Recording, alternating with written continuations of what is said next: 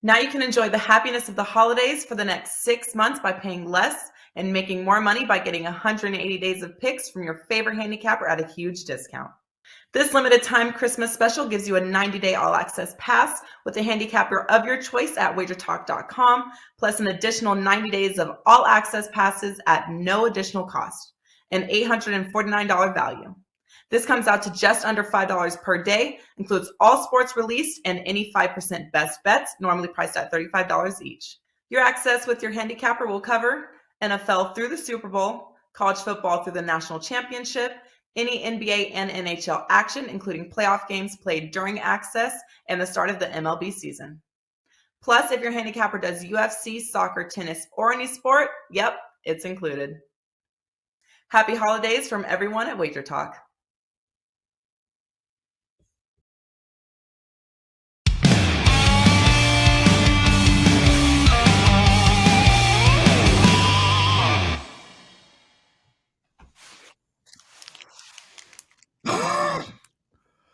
Welcome, everybody, to WagerTalk Today. Not .com, but welcome to .com as well. I'm Lawrence Presman. That's Teddy Covers. We got a great show, guys. 3 guests. Steve Merril right off the top. He's going to look at Army, South Carolina game.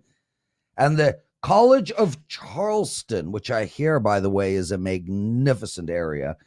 And Old Dominion. Ronald, Cabang coming on, looking at the Thunder game and the Clipper game. Arthur DiCesare after that. I had a terrible night. Man, Teddy, I was rolling. I'd won 5 days in a row, and it came to a crashing halt. I had the over in the Rams game last night. Should have paid attention to your big game breakdown, but I put my play up earlier than that. What's up, bro? How are you? I'm doing all right, Prez. You might have had a rough night last night. I had a 2-0 sweep last night. Both right sides. I'll take it, my friend. My December has not been good. Yeah. By any stretch of the imagination. So 2-0 last night. See if we can get a little something rolling here. Well, listen, I'm cheering for you, dude. I mean, I've had an outstanding December. You've struggled. I know you've turned the corner. I hope I haven't. I'd like last night to be an anomaly. My whole college, most of my college bowl games are going up though in the next 3-4 hours. So I'm excited about that. Worked on it last night. What did we learn last night, Teddy? So a lot of times I'll make big notes for myself. And what did we learn? And this whole story I'm going to tell or some. This is what I learned last night. I wrote down 3 words. Fucking COVID sucks. I mean, we're right into it right now in terms of the worst. This is as bad as it's been at any point over the last 2 years, with the exception of the shutdown, when it comes to COVID affecting every game and everything you're doing. You sit down to try to handicap today's NBA card, as I did last night, and you're like, I don't know what to do with this one. They don't know who's playing here. They don't know what's going on in this game. College games canceled all over the place. The NFL product on a Tuesday night, yeah. The games were compelling in the sense of they were relatively close to and there was point spread drama. But was that good football last night on a Tuesday? No, it wasn't. No. I'm sick of COVID, man. We're all sick of COVID. But unfortunately, it's here and it's on. It ain't sick display. Of us. It's everywhere right now. So we got to deal with it as handicappers. We have to deal with it as people. But I'm a little sick of it, Prez, and I'm sure you are as well. But that's what I learned last night, is that when you try to you sit down, all right, let's break down the game. So this one's unhandicapable. That one's unhandicapable. Let's pass on this one. Got to look at that one 3 days from now. Lots of stuff like that, which and Teddy, a little bit more difficult for your average bettor and for your pro.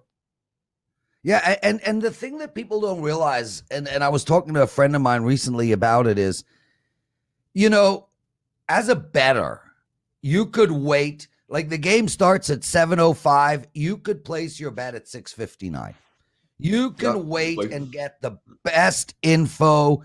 You could have guys at the game watching the warm-ups, literally texting you who's playing and who's not. As a handicapper, you can't do any of that. You got to put your plays up. I mean, we would have a freaking mutiny if we put our plays in the system 6 minutes before the game started. And it's like, not only do we have to find the right sides, but we have to navigate through this mess. And it's hard. I mean, it just doesn't make what we do easier. But yeah, bro, I'm sick of COVID, but COVID ain't sick of me. And it's way worse than Teddy. We're on the verge of a lockdown in Toronto, a full-on freaking lockdown again. And you know what, man? I never speak politics on this show. I never give my opinions out on either sides of anything, but I am just frustrated. Anyway, I don't care. Like, I think the anti-vaxxers are insane. I think the pro-vaxxers are insane. I think the governments who don't lock down are insane. I think the governments that do lock down are insane. Nobody in any area of this mess is handling this with, applause, if you will. It's just so freaking frustrating. Anyway, that's the word we hear a lot, Prez. Frustrating. I'm frustrated. And that's the truth of it right now. But I mean, what do? We do the best we can every day. It doesn't matter if there's COVID, doesn't matter if there isn't. We're going to keep, doing what we do. But unfortunately, it makes it, as you mentioned, it doesn't make it any easier to handicap and pick winners. When you're like, oh, this game looks great. You're like, oh, maybe not. Oh, crap. Let's look at another one now. So it is what it is. We'll navigate through it. Yeah, dude. I mean, it's crazy. I mean, you've got, my brother at a party, and the people who weren't vaxxed couldn't come, but the kids under the age of 12, it was a bar mitzvah. The kids under the age of 12 were allowed to come, but they weren't vaxxed because it was against the law to vax kids under 12. So it was okay to have 30 children under 12 non-vaxxed there, but it wasn't okay to have one 42-year-old non-vaxxed. I mean, nothing makes sense. Ronald Cabang joining us. Ron, how are you, my friend? Well, man, how about you guys? Anything to add to our frustrations? No, I agree with you guys. It's crazy. It's crazy out here, especially in Seattle too. A whole bunch of stuff going on with the COVID and the whole Omicron spreading like crazy. Yeah. Yeah, no, welcome to the show, man. Didn't know you live in Seattle. What an absolutely beautiful city. It's a shame, and I say this about Vancouver. It's like, why, God, why? Why do you allow it to rain all the time and screw up one of the most magical places on the planet? Why? Stop the rain. I lived in Vancouver for 6 months. I'm not kidding. It rained 5 out of 7 days. It makes sense. Yeah. Wait, we need the rain, right? We need it so we stay green over here. Okay, brother. Oklahoma City Thunder hosting Denver. Denver's -6.5, a total of 214. How should we handicap this game? Yeah, I'm looking at the side for this game. The Thunder have covered 3 straight games now, and it seems like they're one of the more healthier teams in the league. With everyone else dealing with injuries and health protocol issues, today I only saw Muscala on the injury report, and he was out for rest, not even health protocol. So they seem to be as close to full strength as possible. They've been showing some improvement on the defensive side of the ball lately too. They're top 10 in defensive rating the last 3 games, and they're limiting opponents to 44% shooting from the field in their last 5 games, which is also in the top 10. When it comes to the Nuggets, this was supposed to be their 3rd road game in a row, but their last game was postponed against the Nets. So they haven't played since Friday, but they have been dealing with injuries and COVID issues. The Nuggets, they've also been a bottom 5 defense in their last 5 games with a 115.7 defensive rating and allowing over 116 points per game. So, and a quick in-season trend on the Nuggets here, they're 0-4 against the spread this season in road games coming off a road win, which would be the spot they're in tonight since they did beat the Hawks in Atlanta on Friday. They also have a tough schedule coming up, so that they might be looking at overlooking this Thunder team. They have the Hornets, Clippers, and back-to-back games against the Warriors. So tonight I'll be taking the healthier team at home. It's the Thunder plus the points for me. So I want to ask how you deal with this particular situation, Ronald, because obviously we have a Nuggets team that is as rested as an NBA team gets in general during the regular season. We just saw the Bulls come back off a long layoff and look real good in both of their first two games. And only I know they went 1-1 ATS, but it wasn't like they played poorly in that first game back.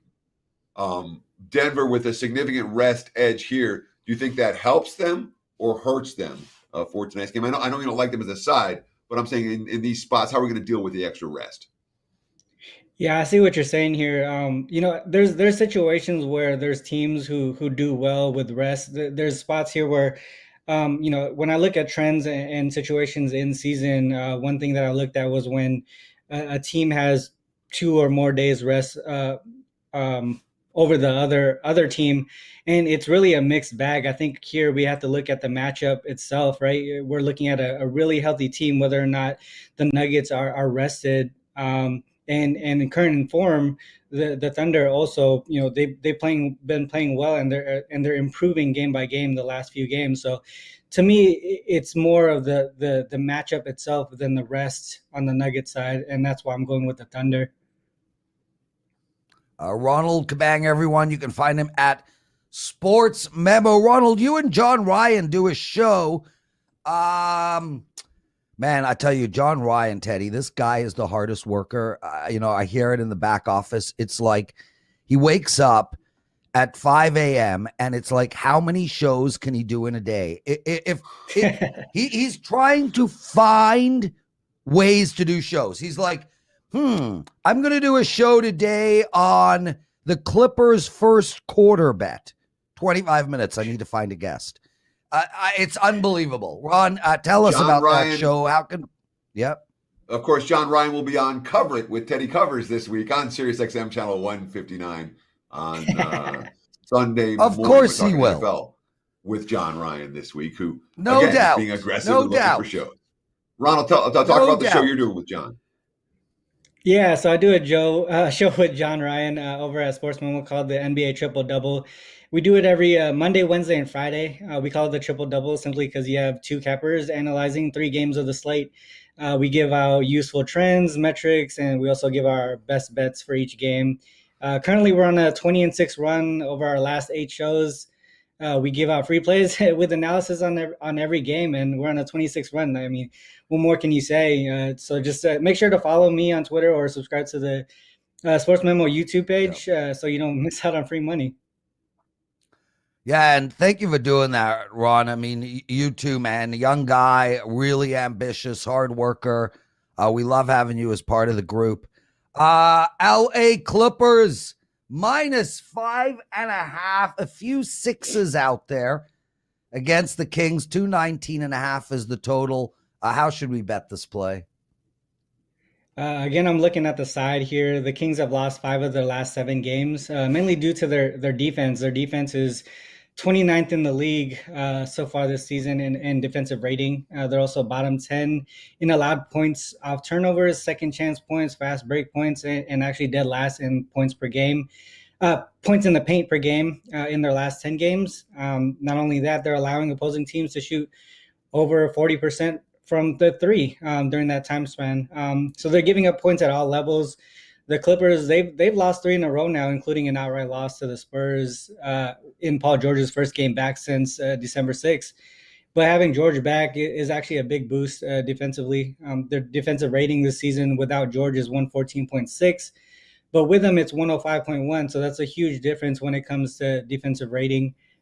This will also be a revenge spot for the Clippers. The Kings won their last matchup in Sacramento by 5 points on December 1st. I think the Clippers here, we talked about rest. I think they're going to be a little, barely more rested than the Kings here. The Kings are playing their 3rd in 4 nights, and the Clippers will be playing their 3rd in 5 nights. To me, just a majority of the signs are pointing towards the Clippers here. I think Paul George has a big game, and so I'll be taking the Clippers minus the points. So I'm certainly leaning with you on this one, but I saw some info this morning that said that Rashawn Holmes may be back for Sacramento tonight. And if there's a reason why the Kings' defensive numbers are as ugly as they are during this recent stretch, it's because Rashawn Holmes has been, I think he's missed 7 games. And without him, they have no low post defense. With him, it's hard to drive the lane against Sacramento. Yeah. Are you concerned? Do you like this whether Holmes plays or not? Or is that a non-factor for you? Is the Holmes potential return a factor or a non-factor for you this evening? I think he is a key player in that team. Like you mentioned, in the low post, that he's their main guy down there. He does a lot of the dirty work, but I think in this situation, there's just too many pieces missing from the Kings here, right? You have I think you have like 5 or 6 guys on health protocol right now, including one of their best perimeter defenders in Mitchell. So I think there's a balance there. I think you get maybe a low post defender back, but then you're still missing a whole bunch of key pieces off the bench. That's why overall I'm looking at the Clippers on this side. Ronald Cabang, awesome stuff. Outstanding work. Great to have you with us. What do you have to promote? Well, I'm on a 13-2 run in the NBA. Nice. 67 units, I think, in the last 30 days. So I'm running hot. Like I mentioned in one of the previous WagerTalk shows, I started the season off kind of cold and heated up. Same thing happened last season, and I'm in the same position now. So, first last season, I'm gunning for that first spot again this season. I'm currently second on the leaderboard, but hopefully I'll get there. Yeah, and guys, like, in all seriousness, Ronald killed it last year in the NBA, and he's doing it again this year. You should feel very confident buying his NBA plays and betting them. Ronald, thanks for joining us. Teddy, Brucey B writes, and this is a question, any good parlays for the weekend? So we go through this shit all the time, but we're not going to stop. We got to keep the message. Brucey, here's my answer to you. It would be the equivalent of asking me if I know of any really delicious kale salads to eat. No! Kale sucks, and parlays are stupider. My suggestion, take a single bet twice. How's that, Teddy? If you're going to bet $100 on the Green Bay Packers, bet 50 twice. Pretend it's a parlay in your head. Yeah, you're looking annoyed again. I'm used to, you and I are a married couple, dude. We're worse I can than a married see couple. when I look at Vivian, I know when she's mad at me. I know when she's happy. It's the same with you, dude. It's like every freaking nostril hair twitch. I know what's going on with you in there. Speaking of which, us old men, we got to actually trim those things down. Drives me nuts. Okay, Teddy, go ahead. Start with me. I don't know. Now that you started talking about nostril hair, I've lost my train of thought completely, Prez. Yes! It's That's a way to how you do it, everyone. All right. I don't even know what are we talking about here? Stupid parlays. So I retweeted someone who tweeted out the New Jersey hold numbers for it was probably David Payne Purdom or David Tooley or some of the guys that I follow that tweet out a lot of industry numbers. They were showing the New Jersey numbers for October, and the hold for New Jersey was like 4% on basketball bets and 5% on football bets and 3.5% on this and 6.5% on that, and 18% hold for the books on parlays, which tells you what you need to know. That said, if you're going to bet parlays, do it right. All right. You want money line underdogs together. That's how you get the Lions to win, and all of a sudden you're cashing 20-1 tickets. So if you're looking to try to bet a little to win a lot, put together a couple of underdogs you think are live on the money line. That would be my best recommendation. And recognize that it is a long shot. They pay 20-1, et cetera, for a reason. Yeah, and Teddy, and we're going to actually bring this up with Art. One of the guys writes, so Prez, you're going to stop with the teasers then? A teaser is not a parlay. And the hold is not even close. They have literally adjusted -7.5s to 9s in order to prevent winning teasers. Please, guys, know your stuff. Or, of course, join us on WagerTalk Today and we'll help teach. Teddy, let's take a quick break. Steve Merril joining us, your big game breakdown, Arthur DiCesare, and a hard out at 12:45. Real hard. We'll be right back. WagerTalk continues to be an innovator in this industry, and our WagerBucks program is just one example. Because it's the holidays and we're feeling festive, we're giving you $100 worth of WagerBucks for only $49 using promo code WB49 at checkout. So how do they work? It's simple. You buy credits in bulk at a discounted rate and then apply them dollar for dollar towards your purchase. Use your purchase WagerBucks on $2 Tuesday, $9 packages on Monday. Buy your favorite 5% plays with or without the guarantee. Grab a 7-day all-access pass or even a 12-month package. That's right, purchase WagerBucks can be used on everything with no restrictions at both WagerTalk and SportsMemo.com. Due to the incredible savings, this special offer is limited to one per customer. From all of us here at WagerTalk, Sports Memo, and the Gold Sheet, we wish you a wonderful holiday season and a prosperous new year.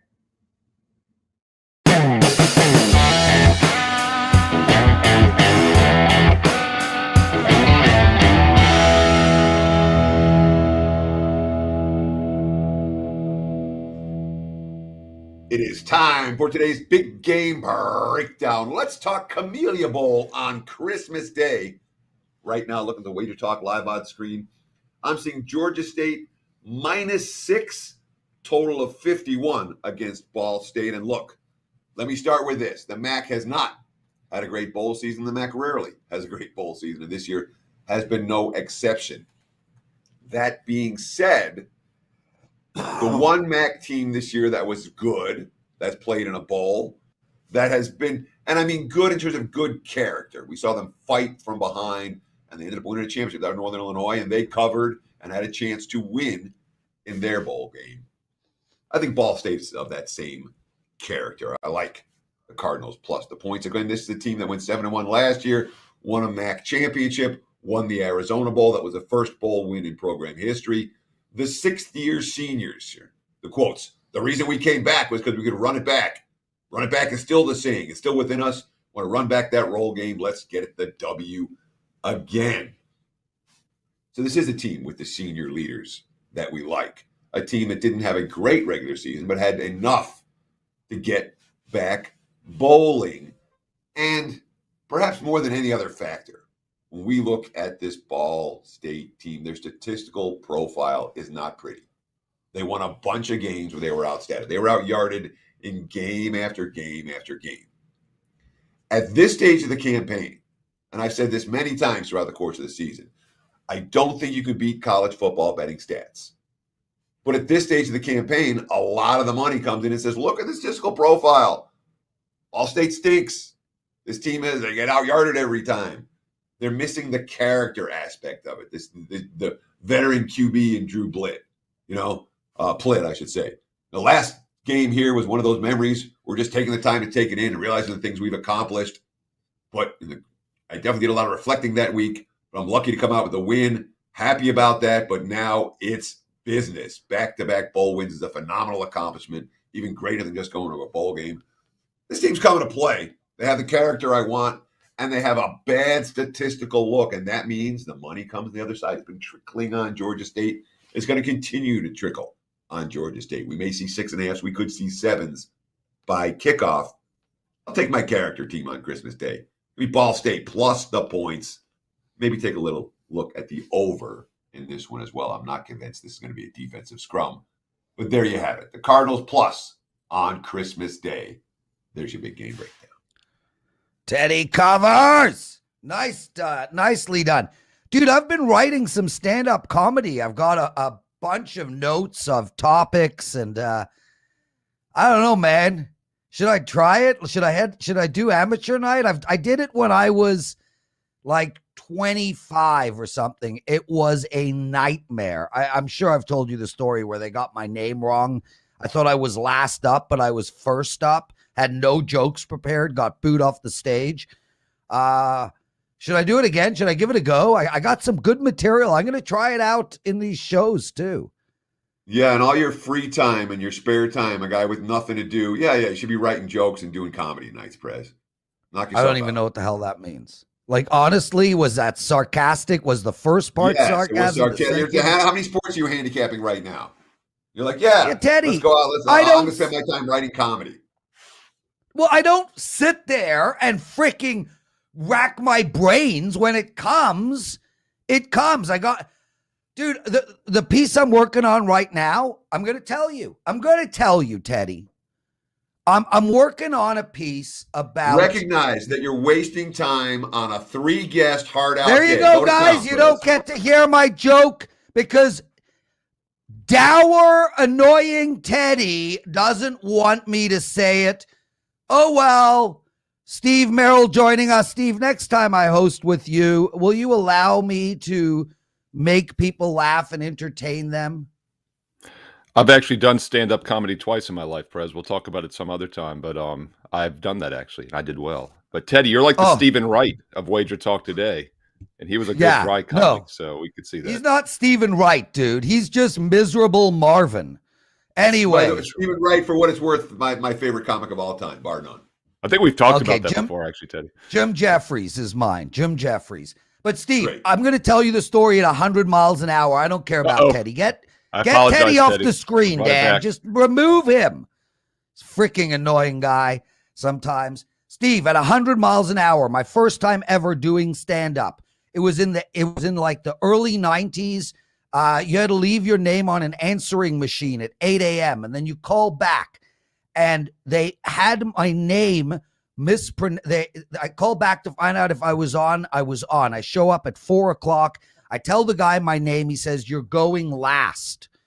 So I'm like all excited. I got like an hour of material. I can get down to 5 minutes by watching what is working. The show starts. He introduces the first guest. My name almost. So instead of Lawrence, he had Lorne. And it like was merged. Nobody got up on stage. And he would say the name again. Nobody got up on stage. Then I'd say, "Hey, that might be me." And he's like, "Yeah, that's you. Get up on stage." By that time, the whole room had turned because we'd waited 5 minutes. I had no material ready. I got up on stage. I literally got booed for 5 straight minutes and never tried it again. I do want to hear your story. We don't have time now because Teddy will get all frustrated and annoyed. Yeah. And of course, we can't hear my new joke because Teddy won't allow it. Steve, Army and South Carolina, 3 p.m. Eastern, go.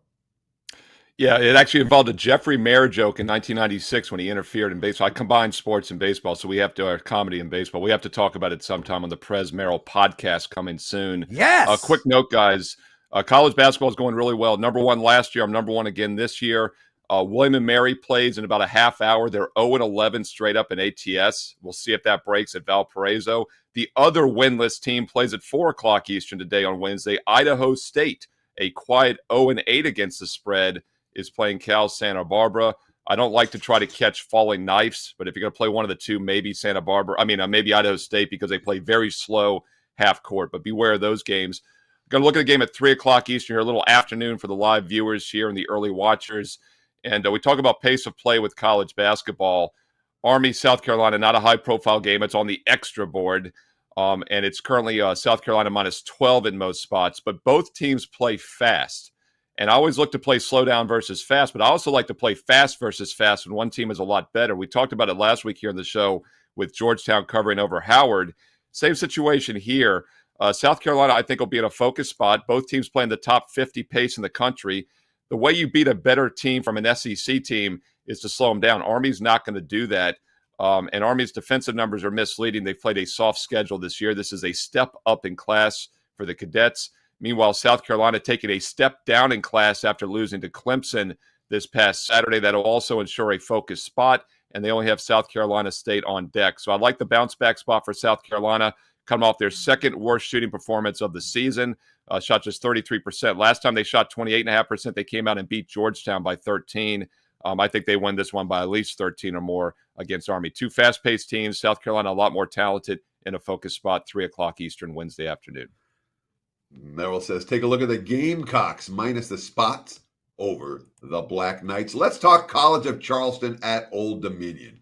Old Dominion minus 3.5 in that range on the WagerTalk live odds screen. Looking at the total, mostly 141s out there. What are we going to do? Charleston and Old Dominion. So now this is a textbook example of fast versus slow, which is how I handicap a lot of games. I just talked about a fast versus fast. You just take the better team in a focus spot. Here we've got the favorite, the much better defensive team in Old Dominion, but most importantly, we get the slow down half-court style. Old Dominion is one of the 10 or 20 slowest teams in the country out of 350-plus Division I teams this year. College of Charleston is number one fastest out of all 358 teams. They play as fast up-tempo as anybody based on possessions and tempo.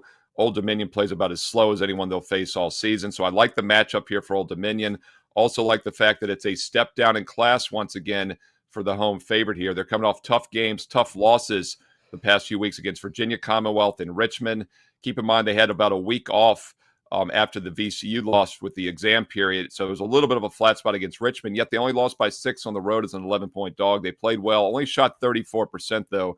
I expect that to get better here in their second game now off the break back at home. But the key here is the slow down half-court style. It's only a 3-point line. Now, Charleston does shoot free throws better, and that's always a concern with a short price range like this. That could be the Achilles heel for Old Dominion. Old Dominion, though, does not rely on three-point shots. They take about as few as anybody in the country. Charleston allows 50% shooting from two-point range. Their three-point defense is okay. Their two-point is not. So I think it's a good matchup for Old Dominion. I think it's a good focus spot off back-to-back losses. This is a good slow versus fast. Old Dominion -3 goes at 7 o'clock Eastern Wednesday night. Steve Merril, everyone. Dude, that was awesome. Nice and quick. We appreciate that great info, brother. Really, anything else? You did promote your amazing record. Yes, we got to give the people a 2-for-1 special. Christmas came early here on WagerTalk today. Hey, look, if buy one, get one free. It's normally $179 for a month of college hoops, $179 for NBA. I'm number one ranked in college and pro combined this year. You don't have to decide. You get buy one, you get one free. You get them both for $179, but you must have promo code HOOPS179, HOOPS 179. HOOPS 179 gets you both college and pro for 30 days for just $179. It's half price. Buy one, get one free. Nice. HOOPS 179. Steve Merril, WagerTalk.com. Awesome stuff, Steve. We got Arthur DiCesare coming up. Teddy, you got an army of fans in the chat room today. Why do I say that? Because, well, James S. writes, fine, Prez, tell us your joke so we can move on. That is you. That is you right there, dude. Well said, James. Cheers. Fair enough, Thank man. Fair enough. Listen, if you guys want boring shows, there's a lot of them out there. If you want to be entertained, WagerTalk Today. Plus, of course, we give out incredible, actionable info. Art DiCesare joining us, and Art, right off the top, before any niceties, parlays, teasers, straight bets. In order, what are you scared of the most? Then?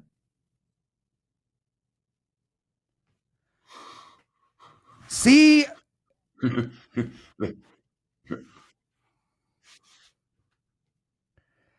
Teasers are not parlays.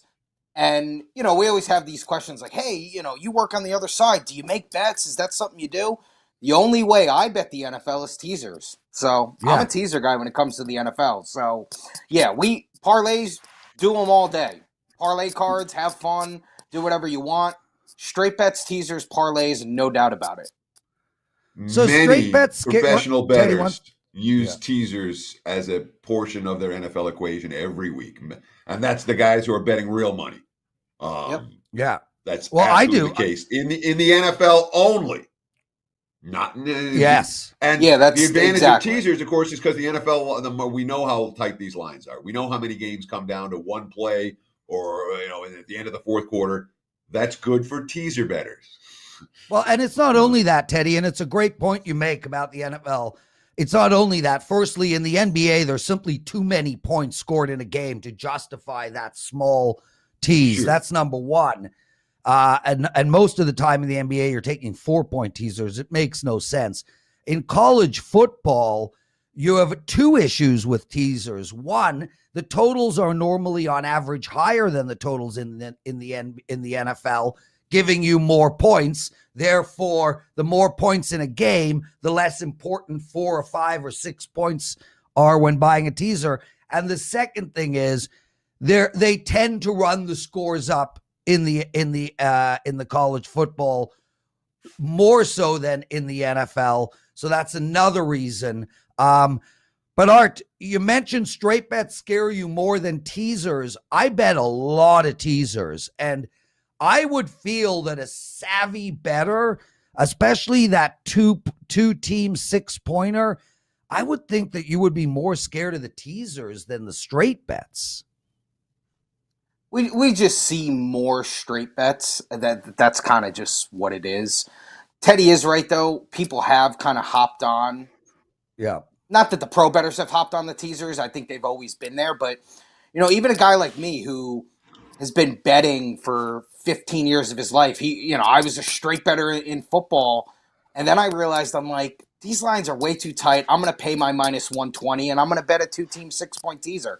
It just makes more sense. And Prez, like you said, in college, the 2-team 6-point teasers in college are even money. So it does show you how we don't fear the college side as much as we do the NFL side. Yeah, and of course, and correct. Sorry, Teddy. No, I know, Lawrence, Teddy. please. God, your face. Like, did you see that, Art? Did you see that? I've seen it in person with you too. Oh my God. Go ahead. So if you're not going to talk, the one thing that's also key in the NFL when it comes to teasers is the key numbers are really key. The 3 and the 7 matter an enormous amount in the NFL, more than in college.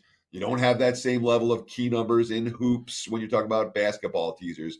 And when you're using proper positive expectation teaser strategy, every time you make a teaser bet, you're capturing both the 3 and the 7 in your favor. And of course, the 4 and the 6 in between.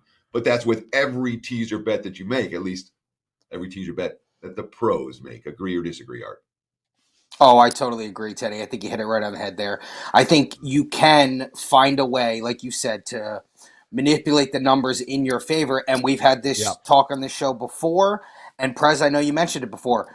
The numbers are starting to be built in with teasers. When you used to see 7, 7.5 across the board, those are now becoming 8.5, 9, 9.5. So that is a big thing now, too, in the NFL. I don't think there's any question about it. Art, before we get into some of the games real quick, which teaser is the most scary? Is it the 2-team 6-pointer? Is it the 3-team 10-pointer? Which teaser conceptually wins the most, if you will? That's a good question, Prez. What I would have to do is I'd have to dive into it and actually get you the real numbers on that for next time. But I would say, just off the top of my head, I would say it's the 2-team 6-point teaser. Yeah. If I'm just going to throw it out there, but I'm going to dive into those numbers and come back and actually give you the real facts on that. Sweet. Teddy, get some actionable info out of him. Booyah! It's bowl season. Art, what are we seeing for bowls right now? This week and then some of the big games for next week. Talk about the early action that's come in. Talk about who the public likes. Talk about who the wise guys like. Regale us, as Prez likes to say, with some bowl information from the Westgate Superbook right here in Las Vegas. Yeah, Teddy, just a couple of things to touch on. Obviously, the game tonight, Armed Forces Bowl, you got Missouri and Army. That game opened at 4. It got to 7 at one point. It's now back to 6.5. Lot to do with that is Missouri's best player is out there, running back Tyler Batty. So that's a big thing. People did buy back on 7 just thinking it's an SEC team going against one of the academy teams. Obviously, Missouri's going to have to prepare for the option. Army's going to play because they care. It's Army. They're always going to play. So very interesting to see what happens there. A lot of Army money. Game, I believe, which is tomorrow, which is UCF in Florida. Yes. Seen some good UCF money come in. Game is 7 now. How much does Florida care? I mean, they're 6-6. They've had a terrible season. So you've seen some UCF money come in, but not really much to report down the line, but just those next two games, those are some things we've seen. Army money and UCF money. Anything for Christmas Eve in Hawaii?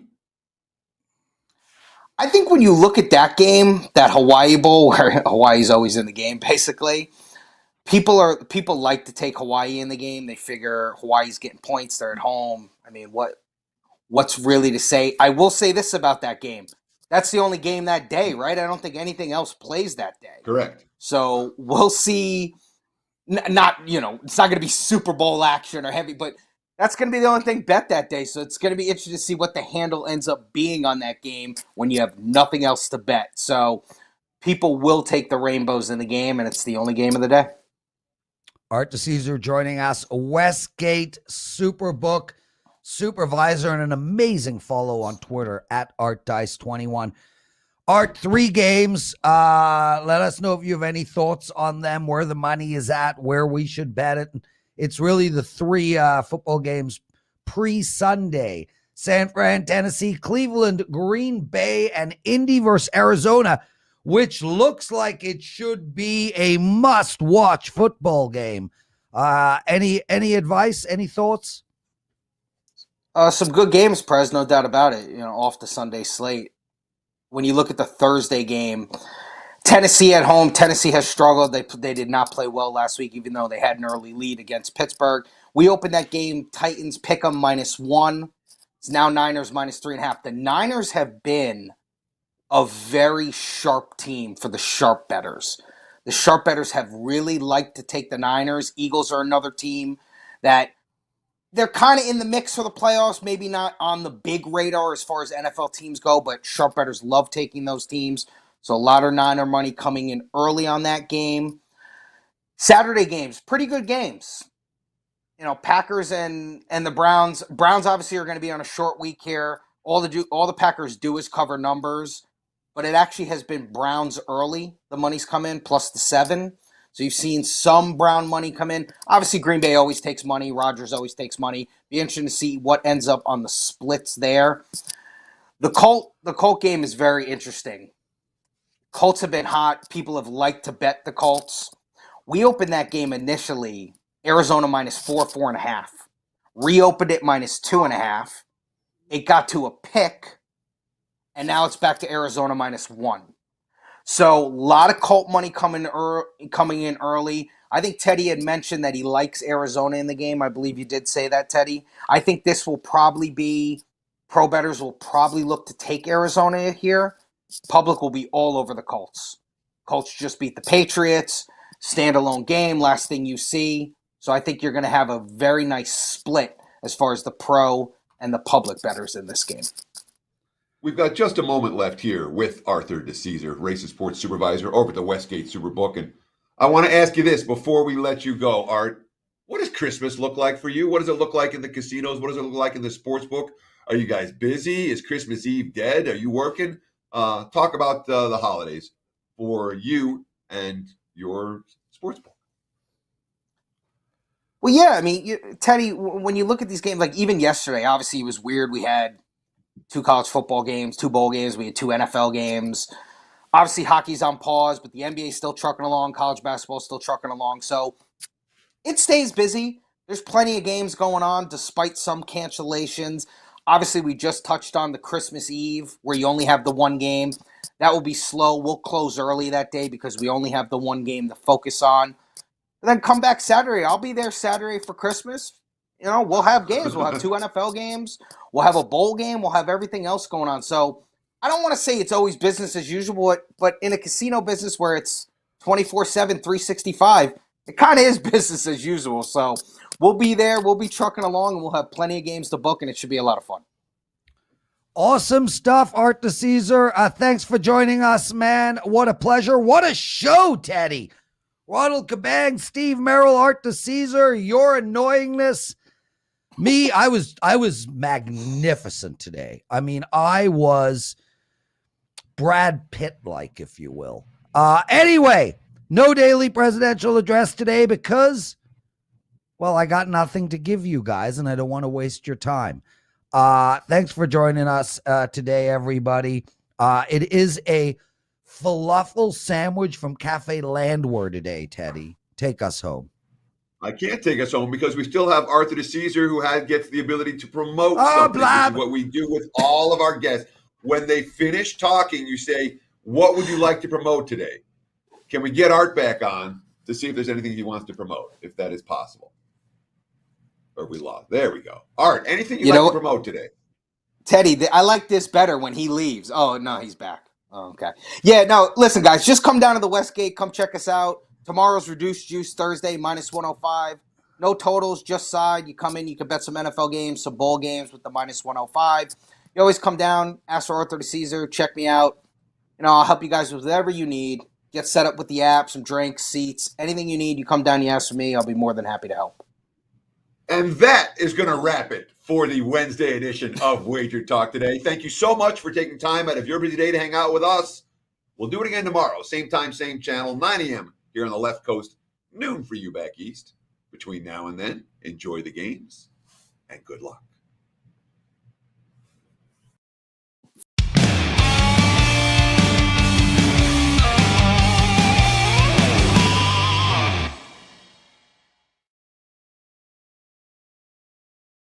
We know this business is loaded with competitors and copycats, and we are very proud and extremely excited to be one of, if not the premier sports betting information provider in North America.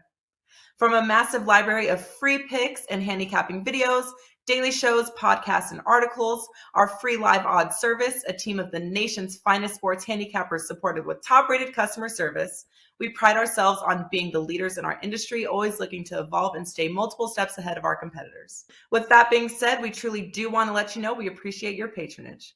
Moving forward, 7-day all-access packages will be reduced from $119 to just $99, and our 30-day all-access packages are also being slashed moving forward, going from $349 to under $10 a day at only $299. Our new pricing is already active and available just by going to your favorite handicapper's homepage right now.